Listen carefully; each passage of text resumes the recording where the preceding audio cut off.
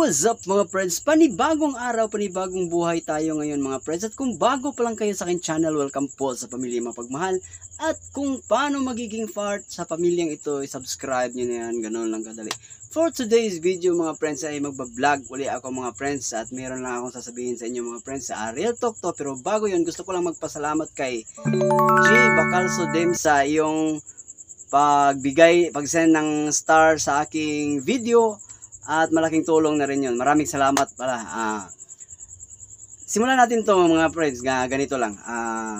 Sana maganda yung araw ninyo. At alam natin na hindi sa buhay ng tao, hindi ganun ka-consistent yung sitwasyon natin mga friends. Dahil bilang tao, alam natin na hindi ganun. Lalo na sa mga mahihirap, alam ko, hindi ganun kadali ang buhay. At yung situation kasi namin ngayon mga friends, i-share ko lang sa inyo mga friends. Hindi ito baka sabihin ng iba nagpapaawa ko sa inyo mga friends. Sinishare ko sa inyo to, sinasabi ko sa lahat ng tao dito sa aking YouTube channel, na baka isipin nyo na nagpapaawa ako at dahil awang-awa na kayo sa akin. Hindi ganoon yung mga friends. Gusto ko lang i-share sa inyo dahil hindi na kayo iba sa akin eh. Nagiging part na rin kayo sa Pamilya Mapagmahal. At baka gusto ko lang ipabatid sa inyo na hindi lang magagandang aspeto na nangyayari sa aking buhay yung sinishare ko sa inyo mga friends. At dahil tao lang ako mga friends, meron ding kahit yung pinaka-pangit o pinakababa na sitwasyon sa aking buhay ay i-share ko pa rin sa inyo. Kasi anong silbi ng tawag dito, yung channel ko kasi mga friends, kumbaga yung real TV show to mga friends, kumbaga real, yung sa totoong buhay ko mga friends na gusto kong i-share sa inyo. So simulan natin sa ganito mga friends. Dati pa mga friends, nung ako'y maliit pa, naranasan ko na yung hirap at pagod ng buhay ng sitwasyon namin mga friends. Kasi yung mga magulang ko mga friends ay walang magandang trabaho kasi hindi nga nakapag-aral ng maganda mga friends. At yung papa ko grade 3 lang, tapos yung mama ko pagkakalam ko grade 4 lang. Kaya hindi ganun kaganda yung buhay namin mga friends. At sa naranasan namin mga friends, wala kaming reklamo doon kung ano mo yung buhay meron kami nung ako ay maliit pa. Hindi ko narinig sa mga kapatid ko, na sinisisi nila yung mga magulang nila sa kung ano mang sitwasyon na naranasan nila, kung ano mang buhay na naranasan nila, kung ano yung namin, kung anong buhay, kung gaano kami kahirap mga friends. Ako mga friends, bilang ama mga friends, dahil ako'y sa mga nakakaalam, meron akong 5 anak mga friends. Sinisikap ko yung kahit pa paano sinisikap ko na hindi mararanasan ng mga anak ko yung naranasan ko. Pero paano kung anong tawag nito, yung susubukin ka talaga ng panahon na kahit sa pagsisikap ko na wag nila danasin yung ganong hirap. Kasi naranasan ko, hindi naman sa sobra niya, naranasan ko na nag-ulam ng asin, naranasan kong nag-ulam ng patis, tapos naranasan ko pa, hindi naman sa talaga. So yung sobrang hirap na kami. Naranasan ko isang kain lang isang araw, pero kahit pa paano sinisikap ko bilang ama na hindi nila danasin yung ganon. Pero meron talaga, may instances talaga na kahit ganong sikap ko na wag nilang danasin yung ganon, pero nararanasan pa rin nila. Paano na kung ganong buhay na mararanasan nila, di ba? Dapat gaano ba sila kahanda? Hindi ba sila katulad ko? Hindi sila ganon katibay na kung ano yung hirap na naranasan ko mga friends. Ganon yun. Yung lang dito mga friends, ang nangyari kasi sa araw na to ngayon, i-share ko lang sa inyo mga friends. Ang nangyari kasi sa araw na to,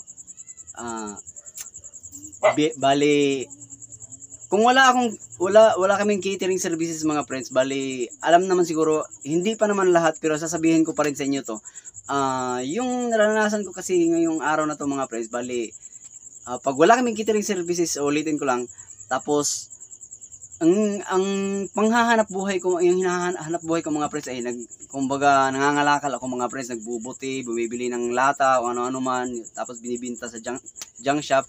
Kaso lang sa araw na to mga friends, naranasan ko na yung hindi namin natapos, nakabili kami ng refrigerator, yung luma na, tapos hindi yung ang sama lang doon kasi naabutan kami ng napagsarahan kami sa junk shop, tapos hindi namin naibinta yung kalakal namin mga friends. At ang sama noon, maliit yung kinikita namin mga friends, at meron namang makakain mga friends, meron namang kanin, kaso nga lang walang ulam. Yun. Tapos pero subok ko na yan. Shout out nga pala kay Evelyn Alperes na kapatid ko. Dati nung iniwan kami, yung kami na lang bumubukod kasi kami mga friends at lalo nung panganay namin ay nag-settle down na nag-asawa na, tapos yung naiwan kami lang dalawa ni Evelyn Alperes na yung kapatid kong babae, na kami lang yung nasa bahay mga friends. At ginawa namin doon kung paano mabuhay. Ako nagda-drive ako ng try bike, ano ba yun, yung dipadjak sa Manila, ganon. Tapos alam naman natin yung hindi ganun kaganda yung kita nun mga friends. At merong araw na yung nasubukan namin, na merong araw na yung pang-upa, yung kinikita ko, pang-upa lang doon sa tricycle. Tricycle tawag doon sa Cebu dito sa amin sa Cebu.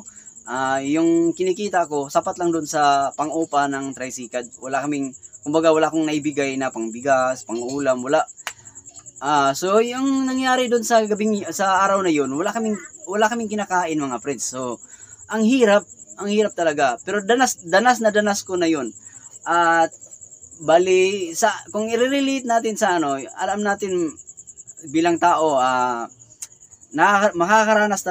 makakaranas rin tayo ng hirap mga friends. Pero hindi naman ganoon kahirap mga friends. Sa totoo lang, hindi naman ganoon kumbaga, kung ikumpara natin doon sa South Africa mga friends, yung buhay nila doon, alam niyo yung putik na kasi wala silang halos makain doon kumbaga yung down yung nila. Yung alam niyo yung putik nila, hinuhulma nila, ginagawan lang pabilog, tapos binibilad sa araw para gawing cookies. Tapos yun na yung kinakain nila mga friends. Hindi pa naman sukdulang na umabot yung hirap na naranasan namin mga friends. May makain naman, kaso lang walang pang-ulam. At ni minsan sa totoo, nung ako'y nag-settle down mga friends, hindi pa nila naranasan yun. Ngayon lang. Tapos ang nangyari nito mga friends ay, alam naman natin yung hindi kasalanan bilang ama, kasalanan ko rin kung hindi kasi ganun gaganda yung banding namin bilang pamilya mga friends dito sa amin. Hindi ko na-share sa kanila. Hindi kasi ako ganun ka-open sa kanila mga friends na ganun. Kung paano sila mabuhay pag ganun. Kasi mahirap na yun Kaya lang hindi ko napaintindi sa kanila na ganun yung sitwasyon. Hindi pa naman ganun kahirap sa totoo lang. Kaya nga sinabi ko na kanina, hindi pa naman ganun kalala katulad ng sa South Africa na yung mismong putik ginagawa nilang pabilog, tapos binibilad sa araw para gawing cookies, tapos yun yung kakainin nila.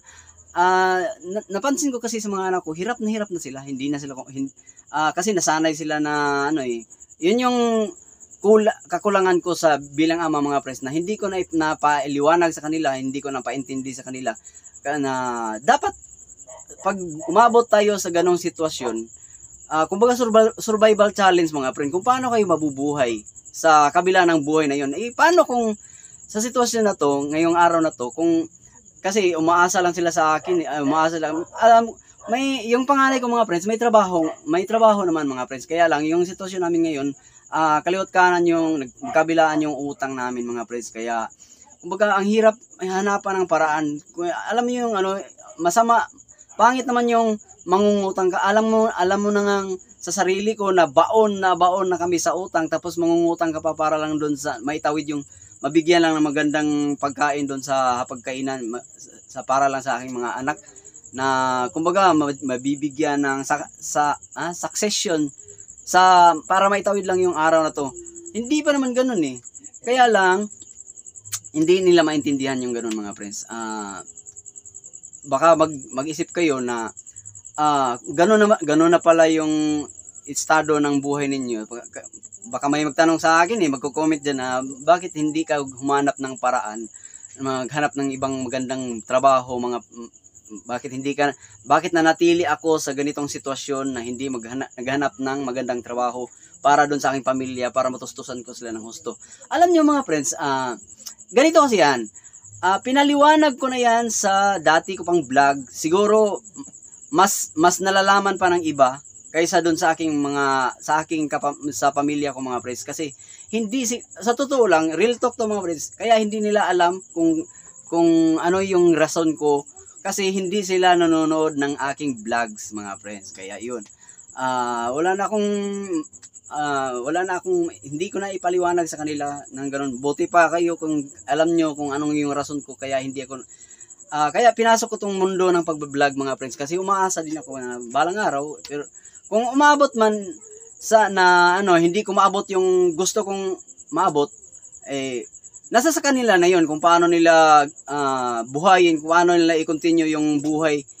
Paano kung mamamatay ako bukas, di ba? Tapos ibig sabihin mapaparanoid sila, wala na silang magagawa kasi umaasa sa akin alam niyo mga friends, yung panganay ko mga friends, may pera na naitabi mga friends. Kaya lang yung ganito yung sitwasyon mga friends, yung pera na pinagtabi ng panganay ko sa asawa ko mga friends, hindi to alam ng panganay ko na kumbaga nagalaw ng asawa ko mga friends. Kumbaga kasi ilang araw na rin na kulang kapos kami mga friends, kapos sa pagkain, pang tustos dun sa mga anak ko, sa mga panganay yun, lalo na pasukan ngayon, maraming bayarin sa school. Kaya ang nangyari mga friends, dahil laging kulang yung kinikita ko mga friends. Kaya yun, ang tawag nito, kumbaga hindi pinaalam ang sama lang, kasi hindi namin na-share sa panganay namin na ganun na pala kami kahirap. Kumbaga sa tingin iwan ko kung may gustong patunayan yung asawa ko doon sa panganay ko. Kaya lang yung pera na yun tinabi niya sa panganay ko yun para kumbaga nakaset yun para sa pag-aaral niya sana, pag-aaral niya. Pero sinabi ko na sa panganay ko mga friends na hindi talaga hindi pa kakayanin mga friends sa pagkakataong ito. Pero dahil medyo mahirap pa kami, ang gusto ko lang sana na ipaintindi sa kanya na matutulungan muna kami, kasi yung mga kapatid niya para makapag-aral. Kaya lang iniisip niya, hindi ko rin hawak ng yung pag-iisip niya, yung takbo ng utak niya, hindi ko rin hawak, hindi natin madidiktahan. Kasi may pag-iisip na rin Pero ganun pa man, wala yung nangyari sa araw na to, talagang yun, kumbaga feeling ko sa akin yung masama akong ama para sa kanila, ganun. Kasi may kakulangan may kakulangan. Iwan ko ba kung gaano ko ipaliwanag sa kanila, pero hindi ko na rin hindi na kailangan ipaliwanag sa kanila na ganun yung sitwasyon mga friends. Ito na lang, kaya nga sinasabi ko na sa kanila kanina, paano kung bukas hindi na ako gigising? Paano na yung buhay nila na ganun, 'di ba? Yun yung essence dun paano sila makapag-survive kung dito pa lang sa araw na to yung hindi na sila kumakain dahil walang ulam, 'di ba? Ganun na kalala sa kanila, ganun. Kumbaga parang napakapangit sa araw na to para sa kanila na walang ganun, 'di ba? So yun, hindi ko na i-explain sa kanila mga friends. Bahala na sila kung paano nila i-handle yung buhay nila. Gusto ko lang sabihin sa inyo mga friends na yun, hindi talaga lahat maganda. Gusto ko lang i-share sa inyo mga friends na hindi lahat ng magandang aspeto ng buhay gusto kong i-share sa inyo. Kahit doon sa pinakapangit na buhay meron ako, gusto kong i-share sa inyo mga friends para magiging transparent lang ako sa inyo. Sana magbigay leksyon ito sa iba din na bilang ama sa pamilya. So hanggang sa muli mga friends, maraming salamat. Sana hindi ko inihiling na maintindihan nyo ako sa video na to. Maraming salamat din sa panonood hanggang sa kauli-ulihang sandali ng aking video. Sa mga hindi pa nakapag-subscribe sa aking YouTube channel mga friends, road to 500 subscriber na rin tayo mga friends, at nagpapasalamat ako sa inyo kahit papano, kahit gaano kabagal yung usad sa ating subscription rate, ay nagpapasalamat pa rin ako sa inyo dahil may nag-aabang pa rin sa akin mga friends. Kaya yun, maraming salamat. At sa mga hindi pa nakapalo sa aking FB page, pakipalo naman. Meron akong dalawang FB page sa Eli Alferez at saka sa Pamilyang Mapagmahal. Yun. Hanggang sa muli mga friends, maraming salamat sa panonood.